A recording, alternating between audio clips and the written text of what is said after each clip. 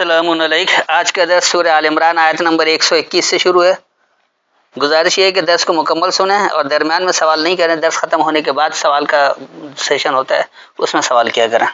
پہلے آپ کے سامنے مروجہ روایتی ترجمہ پیش کروں گا اور پھر اس کے بعد اس کی وضاحت ہوگی اور اسی میں آپ کو آپ کے سوالات کے جوابات بھی ملتے رہیں گے۔ 3 کی 121۔ اور جب آپ صبح سویرے نکلے اپنے گھر سے، مومنوں کو جنگ کے مورچوں پر بٹھانے لگے اور اللہ سننے والا جاننے والا ہے۔ اب دیکھیے اس مروجہ روایتی ترجمے میں سب سے پہلے صبح نکل کے یہ جنگ کے لیے بٹھانا شروع ہو گیا، جبکہ رحمت اللہ عالمین بھی کہتے ہیں، سلامتی والا بھی کہتا ہے، تو جنگ کے لیے بٹھا رہے تو جو جنگ کرنے کے لیے آتا ہے اس کو پتہ ہوتا ہے اس میں لوگ مریں گے بھی، تو یہ کام کیسے ہو سکتا ہے؟ اللہ کے رسول نے کیا وہ۔ اس پر تھوڑا سا دیکھیں کہ اللہ کیا ہدایت دے رہا ہے اور ہمارے روایتی لوگوں نے کیا کر دیا۔ اصل میں بات یہ ہے کہ قرآن کو روایتوں سے سمجھنے والے جو لوگ ہیں وہ ایسی غلطیاں کرتے ہیں۔ جس دن یہ قرآن سے روایتوں کو سمجھنے لگیں اس دن صحیح ہو جائے گا۔ یہ روایت سے قرآن جو سمجھنے والے وہ انہوں نے سارا معاملہ بگاڑ کے رکھا ہے۔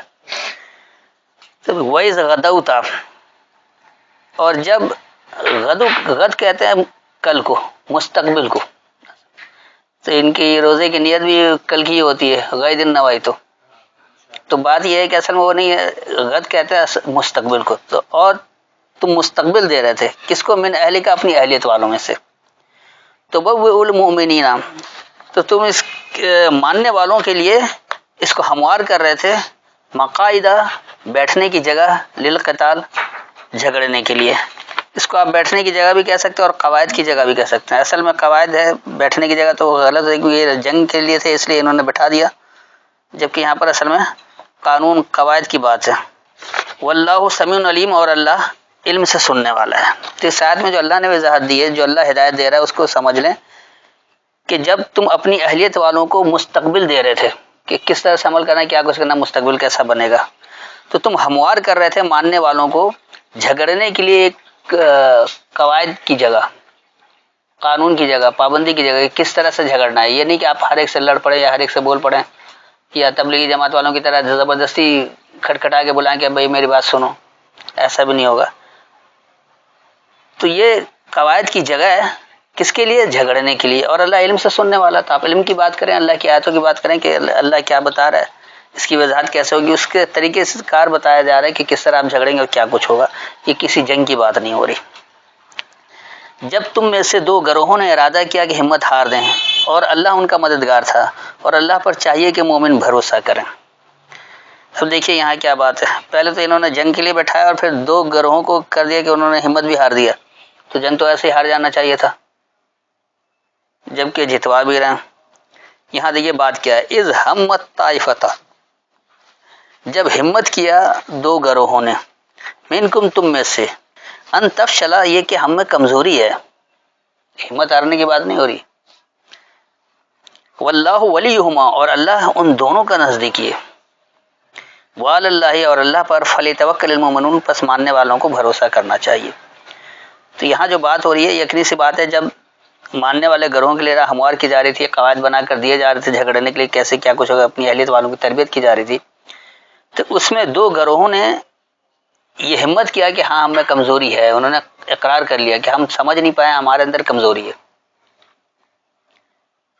تو انہیں بتایا جا رہا ہے کہ بھائی آپ کو اپنی کمزوری کا اعتراف ہو گیا، اب یاد رکھیں کہ اللہ ہی آپ کا نزدیکی ہے، اللہ سے ہدایت لے لیں، اپنی کمزوری کو دور کر لیں، اپنے آپ کو مضبوط بنا لیں، کیونکہ ماننے والے جو ہو جائیں ان کو اللہ ہی پر بھروسہ کرنا چاہیے۔ اب آپ اللہ پر بھروسہ کر لیں، اللہ سے احکامات سمجھیں، اب آپ اپنے آپ کو مضبوط کر لیں، جو کمزوری آپ کے اندر ہے اس کو دور کر لیں۔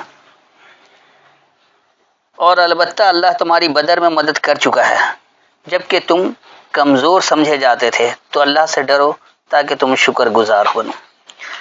اب یہ اگرچہ بدر میں کیا تھا، یہاں پر میں کا لفظ ہی نہیں ہے اور نہ ہی اس میں کوئی غزوہ کا لفظ ہے یا حرب کا لفظ ہے کہ جنگ کی بات ہو رہی ہو، تو کیسے اس کو لے کر آ گئے؟ یہ سب کچھ کیا ہے؟ تو کیا اللہ بھی جنگ میں آ کر خود لڑائی شروع کر دیتا ہے؟ اب دیکھیں اصل میں اللہ کیا آپ کو ہدایت دے رہا ہے، وَلَقَدْ نَصَرَكُمُ اللَّهُ، اور یقیناً اللہ سے تمہاری مدد ہے۔ کب؟ بے بدرن، بدر کو۔ اب بدر کا ترجمہ نہیں کرتے ہیں، بدر کے انہوں نے کیونکہ غزوہ بدر بنا رکھا ہے لہذا میدان بدر کر دیا یا بدر کا ارادہ کر دیا، تو بدر تو بہت کچھ ہے، یہاں کس بدر کی بات ہو رہی ہے؟ بدر کہتے ہیں اصل میں مکمل ہونے کو، جیسے ہمارے یہاں اردو میں کہا جاتا ہے بدر کامل، مکمل چاند کو، تو بدر کا بنیادی مطلب ہے مکمل ہونا۔ ویسے اردو کا بدر جو ہے وہ در بدر بھی ہمارے یہاں کہا جاتا ہے کہ ادھر ہٹا دیا ہے، ضلع وطن کو بھی کہا جاتا ہے وطن بدر کر دیا گیا، علاقہ بدر کر دیا گیا، چھڑوانے کے لیے بھی کہا جاتا ہے۔ تو بہرحال وہ اردو کا، لیکن جو قرآن میں بدر ہے یہ مکمل ہونے کے لیے، تو یقیناً اللہ سے تمہاری مدد ہوگی مکمل ہونے کو۔ جب تم کام مکمل کرو گے تو اللہ کی مدد بھی تمہارے سامنے آئے گی، کام ہی نہیں مکمل کرو گے تو کیسے اللہ کی مدد آئے گی؟ وَأَنْتُمْ أَذِلَّةٌ، اور تم خوب ذلیل تھے۔ یقینی سی بات، جب تک اللہ کو آپ مان کر عمل نہیں کر رہے ہیں، اس کے خلاف عمل کر رہے ہیں، تو وہ آپ کا ملاوٹی عمل جو عمل ہونے کے باوجود بھی آپ کو ذلیل ہی رکھتا ہے۔ جیسے آج دنیا بھر کے مسلمانوں کا حال ہے، دنیا بھر میں ذلیل ہیں۔ وجہ کیا ہے؟ کیونکہ اللہ کا حکم جو نہیں ہے اس کو اللہ کا نام لے کر رہے ہیں، تو مکمل کام ہی نہیں کر رہے ہیں، اس لیے نتیجہ بھی مکمل نہیں مل رہا۔ فاتقوا اللہ، پس اللہ کے پابند ہو جاؤ، لعلکم تشکرون، تاکہ تم قدر کرنے والے ہو جاؤ۔ تو اللہ تو واضح کر رہا ہے کہ کس طرح سے آپ ٹھیک ہوں گے۔ اگر ذلت سے نکلنا ہے، رسوائی سے نکلنا ہے، اللہ کی مدد چاہیے، تو اپنے آپ کو مکمل کریں، یعنی جو حکم اللہ نے دے رکھا ہے اس کی تصدیق کریں پہلے آیتوں سے، جس عمل کی تصدیق ہو جائے وہ عمل کریں، جس عمل کی تصدیق نہیں ہوتی اس کو ہرگز نہ کریں۔ تو یہ کسی بدر کے میدان کی بات نہیں ہے۔ جب آپ مومنوں کو کہتے تھے کیا تمہارے لیے کافی نہیں کہ تمہارا رب تمہاری مدد کرے 3000 فرشتوں سے اتارے ہوئے؟ اب دیکھیے یہاں پر انہوں نے بتا دیا کہ اللہ نے 3000 فرشتوں سے مدد کی، مقابلے میں کتنے لوگ تھے یہ پتہ نہیں، اور جو مروجہ تصور ہے فرشتوں کا وہ تو ایک ہی فرشتہ پورے ملک کے لیے کافی ہوتا ہے، تو صرف ایک میدان میں، جنگ کے میدان میں 3000 فرشتے آ گئے۔ مومن الگ ہے لڑنے والے، یہ پتہ نہیں کتنے ہیں، تو کافر کی کتنی تعداد تھی کہ 3000 فرشتے بھیجنے پڑے۔ یہ ہے روایتوں کے ذریعے قرآن سمجھنے کا نتیجہ کہ اتنا کمزور بنا دیا۔ اب دیکھیں یہاں بات کیا ہو رہی ہے، الن یکفیکم اذ تقول للمؤمنین، جب تم کہہ رہے تھے ماننے والوں کے لیے، الن یکفیکم، کیا نہیں یہ تمہیں کافی ہے، ان یمدکم، یہ کہ تمہاری مدد ہو، ربکم، تمہارے رب سے، بثلاثۃ آلاف، سلاس کہتے ہیں لڑکھڑانے، ڈگمگانے کو، اور آلاف الفت کا مادہ، تو لڑکھڑاتی الفت کو، من الملائکۃ، کائناتی قوتوں سے، منزلن، جو سامنے آ گیا، کائناتی قوتیں جو آپ کے سامنے آ گئیں۔ تو اصل میں یہاں پر ہدایت کیا مل رہی ہے اس کو سمجھ لیں، یہ میں نے لفظی ترجمہ تو آپ کو بتا دیا کہ جب تم ماننے والوں کے لیے کہہ رہے ہو، کیونکہ ماننے والوں کی تربیت ہو رہی ہے نا، سب کچھ کس طرح سے عمل کرنا ہے، کیا کرنا ہے انہیں بتایا جا رہا ہے، تو انہیں یہ کہا جا رہا ہے کہ کیا تمہارے لیے کافی نہیں کہ تمہارے رب کی مدد آ رہی ہے؟ جب آپ رب کے احکام کے مکمل تابع داری کریں گے، فرما برداری کریں گے، تو رب کی مدد آئے گی۔ اور یہ رب کی مدد کب آ رہی ہے؟ جب آپ ڈگمگاتی الفت میں ہیں، ابھی آپ بیٹھ تو گئے ہیں لیکن آپ کے اندر الفت پیدا نہیں ہے، لڑکھڑاتے دورانیے میں ہیں، اور جو کائناتی قوتیں آپ کے سامنے آ چکی ہیں، آپ اسی سے مدد لیں نا، باقی کو دریافت کرنے مت جائیں کہ کہاں کیا کچھ چھپا ہوا ہے، کیا کچھ ہم ساری دنیا کی ملائکہ کو سمجھ کے اس کے بعد ایسا کریں، ایسا نہیں ہے۔ آپ جتنا عمل کر رہے ہیں اتنی ملائکہ آپ کے سامنے آ رہی ہے، اتنی کائناتی قوتیں آپ کے سامنے آ رہی ہیں، اس کے مطابق عمل کریں، آپ کو نتیجہ ملنا شروع ہو جائے گا۔ تو یہ جو لڑکھڑاتی الفت میں ہے، پھر آپ الفت میں داخل ہو جائیں گے، لڑکھڑاہٹ سے نکل جائیں گے، مضبوط الفت میں آ جائیں گے۔ اس کے بعد آئیے، کیوں نہیں اگر تم صبر کرو اور پرہیزگاری کرو اور وہ تم پر فوراً چڑھ آئیں تو تمہارا رب یہ تمہاری مدد کرے گا 5000 نشان زدہ فرشتوں سے۔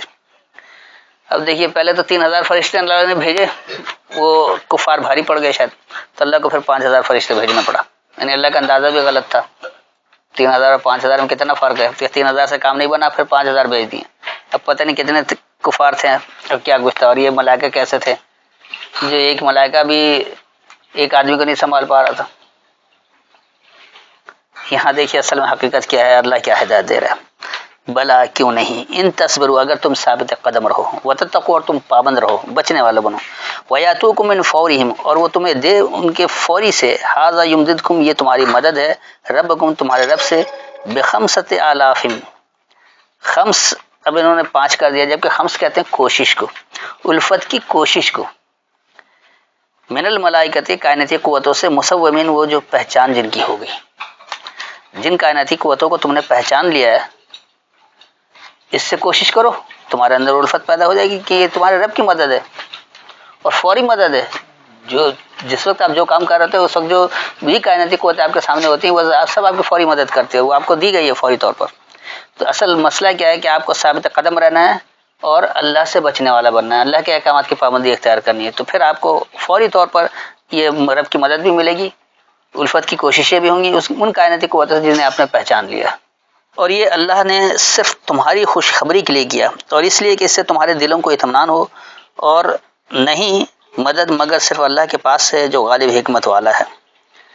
اب دیکھیے پہلے تو 3000 5000 فرشتے بھیجے، اس سے کام نہیں چلا، تو پھر آگے بتا رہے کہ یہ تو صرف خوشخبری ہے، تمہارے دلوں کو اطمینان ہو، آگے پیچھے بھی کیا جا سکتا ہے. پھر یہ بھی کہہ رہے کہ جو مدد اللہ کے پاس سے ہی ہے وہ غالب حکمت والا. جب اللہ کی مدد ہو تو پھر کسی فرشتے کی بھی ضرورت نہیں رہتی، اس کی بھی ضرورت نہیں رہے گی. دیکھیے یہاں بات کیا ہو رہی ہے، وما جعلہ اللہ، اور جو بنایا ہے اللہ نے، الا بشرا لکم، صرف آگہی تمہارے لیے. اللہ نے تمہیں کتاب دی ہے بنا کر، اس کتاب میں کیا بنایا اللہ نے؟ صرف ہدایت بنائی ہے. اب آپ عمل کریں گے تو نتیجہ ملے گا، عمل نہیں کریں گے، ہدایت کو آپ چھوڑ رکھیں گے تو آپ کو نتیجہ نہیں ملے گا. تو جو اسے بنایا اللہ نے صرف آگہی تمہارے لیے. وَلِتَطْمَئِنَّ قُلُوبُكُمْ بِهِ، اور تمہارے مطمئن ہونے کے لیے اس کے ذریعے تم پلٹو، اس کتاب کے ذریعے اس کی آیتوں کو سمجھ کر تمہارے پلٹنے کے اطمینان کے لیے، کہ تم مطمئن ہو کر پلٹو کہ ہم غلط کام نہیں کر رہے، ہم اچھے کام کی طرف جا رہے ہیں، ہم حق کی طرف جا رہے ہیں، باطل کی طرف نہیں جا رہے ہیں، اس اطمینان کے لیے. ومن نصر، اور جو خاص مدد ہے، الا من عند اللہ، صرف اللہ کے پاس سے، عزیز الحکیم جو غالب حکم دینے والا ہے. تو اللہ کیونکہ غالب حکم دینے والا ہے، اس کی مدد کب آئے گی؟ جب آپ عمل کریں گے، سمجھ کر کریں گے، آگاہی کو سمجھیں گے، اور پھر آپ پورا لاہ عمل اپنا تیار کریں گے کس طرح اپنی زندگی میں آپ کو انقلاب لے کر آنا ہے ان آیتوں کی روشنی میں.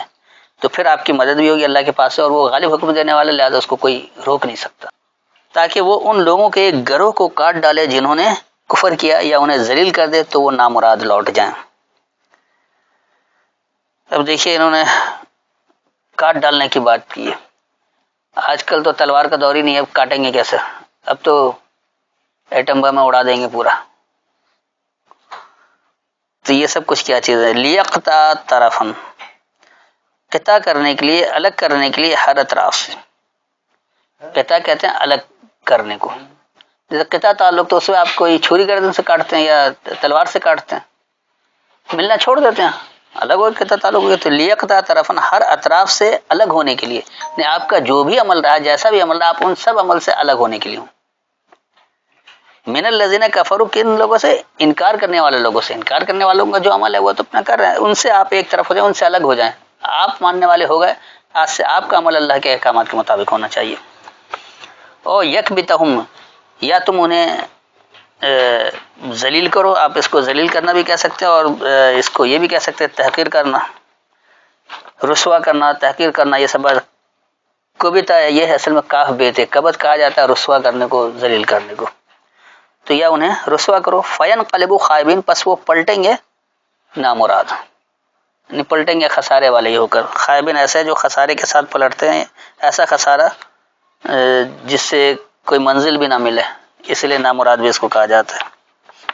تو اس آیت میں جو اللہ نے واضح طور پر بتایا وہ یہ بتایا کہ جب آپ نے اللہ سے آگاہی لے لی، آپ مطمئن ہو گئے، اس کے ذریعے پلٹ گئے، تو پھر اللہ کی مدد آپ کے پاس آئے گی، اور وہ کیونکہ غالب حکم دینے والا ہے اس کو کوئی روک نہیں سکتا.